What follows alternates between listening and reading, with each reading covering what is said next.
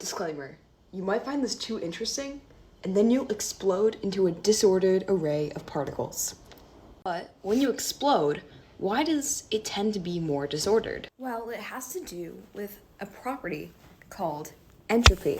Entropy is the tendency of things to go from high order to disorder spontaneously. In the beginning of the creation of the universe was a tight ball of particles, very, very low entropy, which means that all of them are very organized. But it was very simple because it was so organized, because everything was homogeneous. But as time progressed, entropy increased, which means that it went from a high orderly state to a less orderly state, and is continuing to do so today. Eventually, the universe will have gone from an extremely high orderly state to a very disorderly state. Both of those states are homogeneous. When I say homogeneous, I mean the particles are evenly spaced, so there's not much complexity. But on the road to that higher entropy state, we see complexity.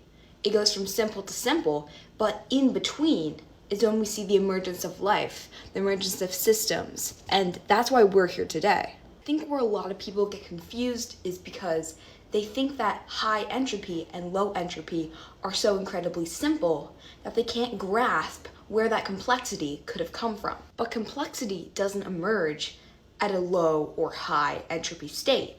It emerges in between. And right now we are in between. We are on the ride from low entropy to high entropy. Think of a perfume bottle. There is before the perfume was sprayed, which would be very low entropy, and then after the perfume is sprayed, when it's dispersed throughout the room. But this low and high entropy state has an in-between.